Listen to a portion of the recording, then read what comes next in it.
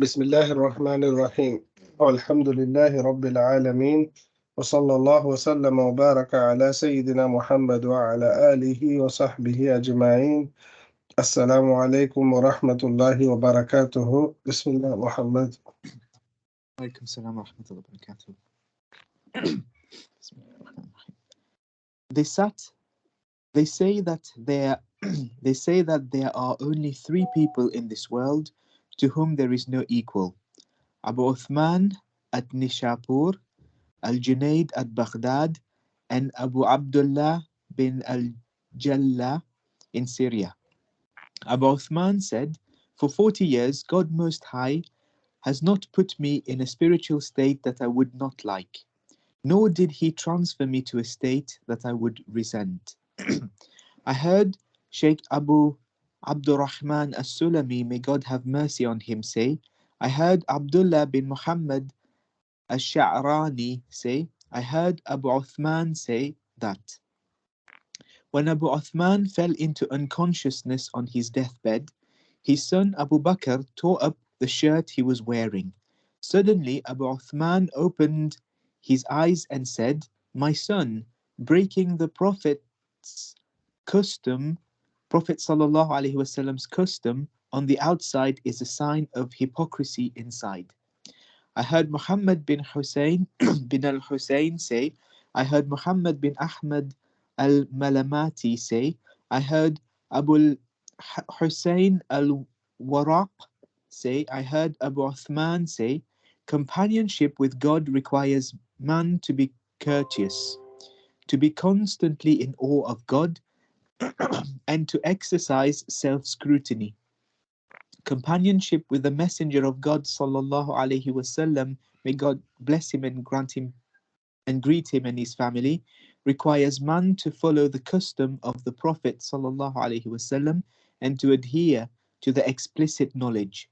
Companionship with the friends of God Most High requires man to exercise reverence and serve them. Companionship with the family requires proper conduct. Companionship with the brothers requires cheerfulness, as long as there is no sin in it. Companionship with ignoramuses requires man to pray for them and be kind to them. I heard Abdullah bin Yusuf al-Isbahani, may God have mercy on him, say, I heard that Abu Amir bin Nujayd say, I heard Abu Uthman say, whoever has appointed the Prophet sallallahu alaihi wasallam's custom in word and in deed as his commander will speak words of wisdom, and whoever has appointed his passions in word and deed as his commander will speak about reprehensible innovation. For God Most High say, if you obey him, the Prophet sallallahu alaihi wasallam, you shall be on the right guidance. Abu Hussein Ahmad bin Muhammad al-Nuri. He was born and raised in Baghdad, but his family originally came from Bakhshur. He studied with As-Sari, As-Saqati, and Ibn Abi al-Hawari, and he was a contemporary of Al-Junaid. May God have mercy on him. He died in the year 295. He was a person of great stature, who was well spoken and amicable. An-Nuri, may God have mercy on him, said, Sufism is the abandonment of everything that pleases the soul. He said, there are two greatest things in this age of ours, a scholar who acts according to his knowledge, and a divine Gnostic who speaks according to his true reality. I heard Abu Abdullah as-Sufi, may God have mercy on him, say, I heard Ahmad bin Muhammad al-Bardai say, I heard al-Murta'ish say, I heard al-Nuri say, whenever you see someone boasting that he has achieved a spiritual state that places him outside the limits of the divine law, do not come near him.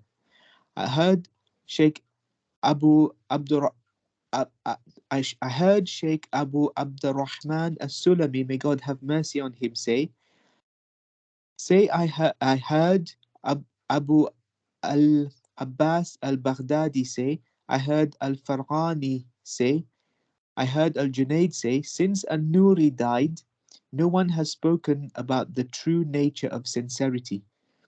Abu Ahmad al Maghazili said, I have not seen anyone more devoted to God than al Nuri. Someone said to him, not even al Junaid. He answered, yes, not even al Junaid. And al Nuri said, patched frocks of the Sufis used to hide pearls. Today, however, they have become a heap of dung upon corpses. They say that he used to leave his house every day carrying some bread with him. He would give out his bread as alms on the way. Then, around noon, he would enter the mosque. He would then leave the mosque, open his store, and fast.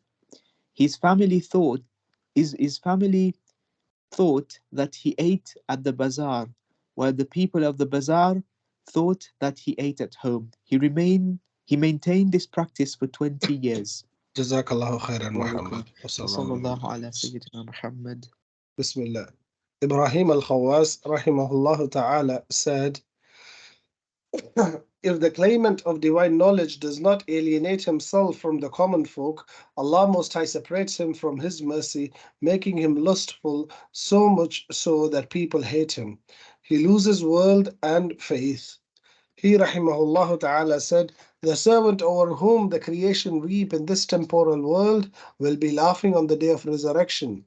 He, rahimahullah ta'ala, said, he who shows to the people that he has left sensual appetite is a liar and a hypocrite, and he cannot be said of lustless.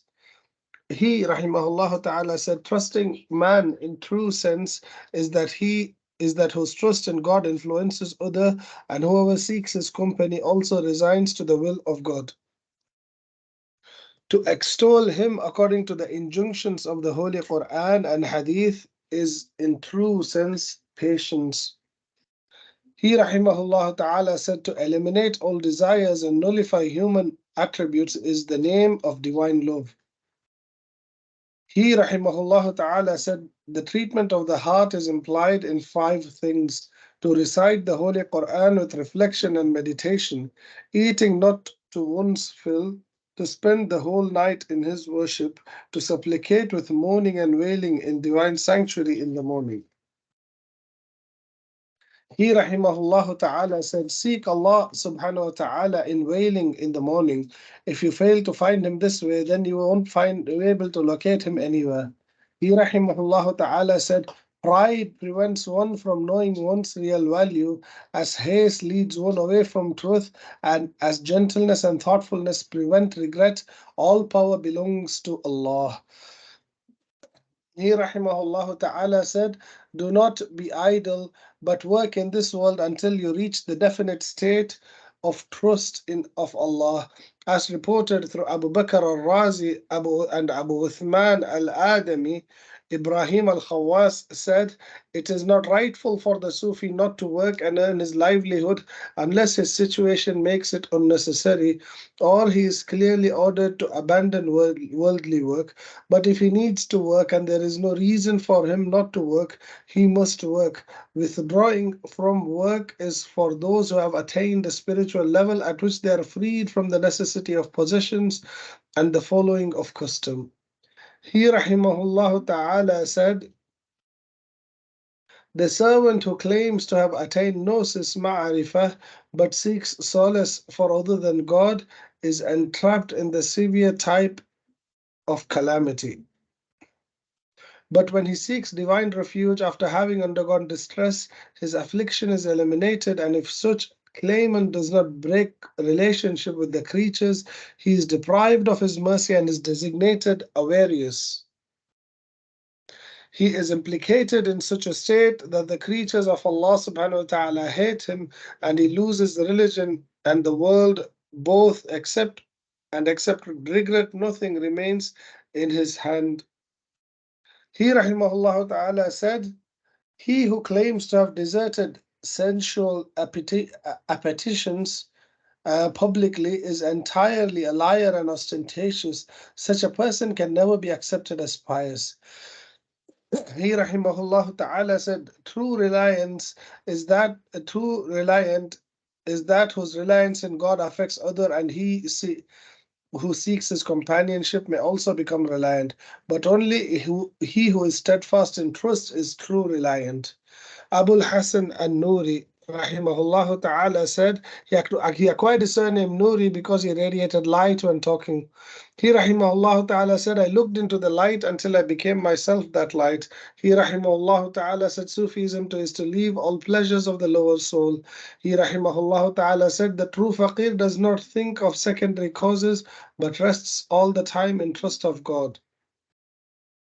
He rahimahullah ta'ala said the Sufi knows God through God.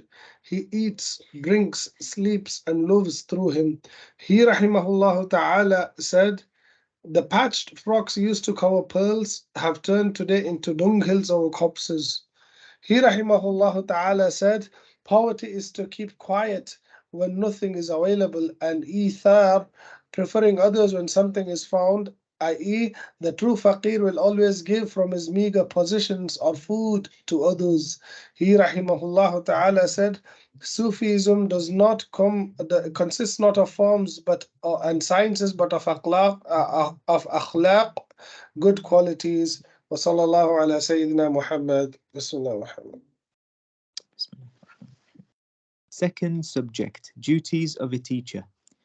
A man has got 4 conditions in relation to wealth. A wealthy man at first produces commodities. Secondly, he hoards his productions and does not seek the aid of others. Thirdly, he spends it for himself and rests satisfied with it. Fourthly, he spends therefrom for another to get honor. The last is the best. Similar are the conditions of knowledge. It is acquired like wealth and has got 4 conditions. 1. Condition of acquisition of knowledge. 2. Condition of acquisition of condition after acquisition of knowledge. 3. Condition wherein he will contemplate and enjoy his achievement. And 4. Condition wherein he would impart his knowledge to others, and this last condition is the best. He who acquires knowledge and acts up to it and teaches it to people is noble to the angels of heaven and earth. He is like the sun which illumines itself and gives light to other things. Such a man is like a pot of musk which is full of fragrance and gives fragrance to others.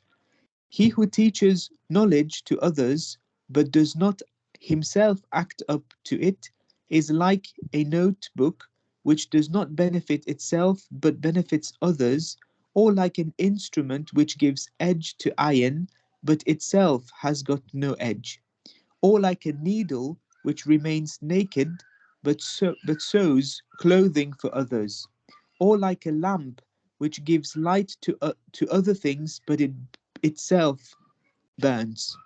A poet said, knowledge without action is like a glowing wick. It gives light to others, but itself dies burning.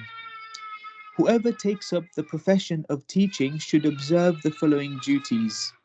1. He will show kindness and sympathy to the students and treat them as his own children. The Prophet ﷺ said, I am to you like a father to his son. His object should be to protect the student from the fire of hell. As parents save their children from the fire of this world, so a teacher should save his students or disciples from the fire of hell. The duties of a teacher are more than those of parents. A father is the immediate cause of this transient life, but a teacher is the cause of immortal life. It is because of the spiritual teacher that the hereafter is much remembered. By teacher, I mean the teacher of the sciences of the hereafter, or the sciences of the world with the object of the hereafter. A teacher ruins himself and also his students if he teaches for the sake of the world. For this reason, the people of the hereafter are journeying towards the next world and to God, and remain absent from the world. The months and years of this world are so many stations of their journey. There is no miserliness in the fortunes of the next world, and so there is no envy among them. They turn to the verse, the believers are brethren. 2. The second duty of a teacher is to follow the usages and ways of the Prophet sallallahu alaihi wasallam. In other words, he should not seek remuneration for teaching, but nearness to God therefore. God instructs us to say, I don't want any remuneration for this from you. Wealth and property are the servants of of body, which is the vehicle of soul, of which the essence is knowledge, and from which there is honor of soul. He who searches wealth in lieu of knowledge is like one who has got his face besmeared with impurities, but wants to cleanse his body. In that case, the master is made a servant and the servant a master. 3. The third duty of a teacher is that he should not withhold from his students any advice. After he finishes the outward sciences, he should teach them the inward sciences. He should tell them that the object of education is to gain nearness of God, not power or richness, and that God created ambition as a means of perpetuating knowledge, which is essential for these sciences.